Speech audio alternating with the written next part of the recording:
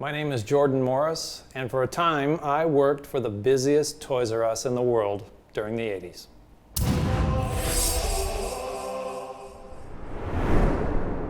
You're a Toys R Us kid, so come on and join us. Jeffrey! Toys R Us came to my hometown of London, Ontario, Canada, and it was a big deal. We'd never had one before. It was the first store in Canada. It was important to the city, and it was important to me as a toy fan and collector. Back in its heyday, Toys R Us was special just for the scale of it. No kid that had ever been into, had never been into a Toys R Us had seen anything like it. They were massive. It was the size of a major warehouse. And there was basically 3 rows of aisles, the 100s, the 200s, and the 300s.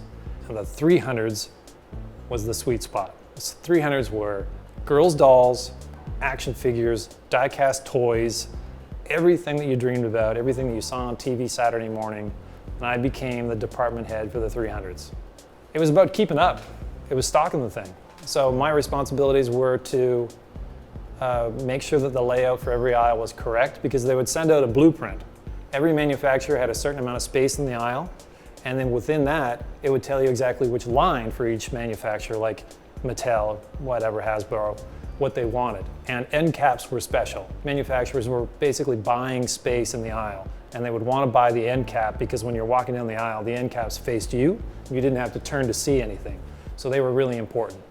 So my job was to make sure everything looked good, and I was very good at it. I was very detail-oriented. Like, for example, on the game wall, I alphabetized the entire thing and I made it all smooth as wallpaper. And the president of Toys R Us came and toured the new store when it was opened. So when he came through, he wanted to know who had arranged the wall like that because he'd never seen anything like it before. That's only because I was obsessive about it. And I would work through my breaks. I didn't even want to stop working because I was having such a good time laying out all these toys and games and everything like that. So I had a bit of a reputation. And after one season on, management would then come to me and have me solve problems about finding missing SKUs, stock keeping unit numbers. Like, the inventory would say that we had a certain amount of these things, but we couldn't find any, we hadn't sold any in a year. Clearly it was missing and lost somewhere in the warehouse. It was my job to go and hunt them down. So I was like the Indiana Jones of Toys R Us.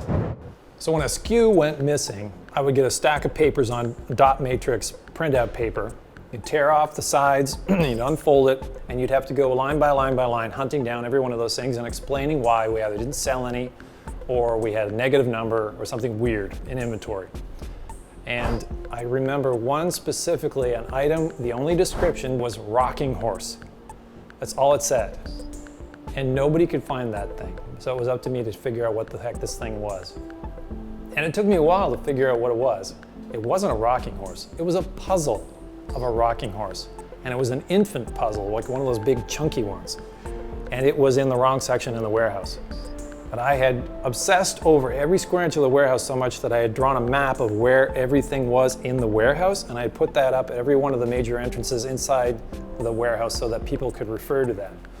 And I was training management on inventory and where to find things in that store whenever there was management turnover. And when they sent the British and German teams over to get training before they went back and built stores in those countries, I trained those people to a certain degree as well. It was a good time.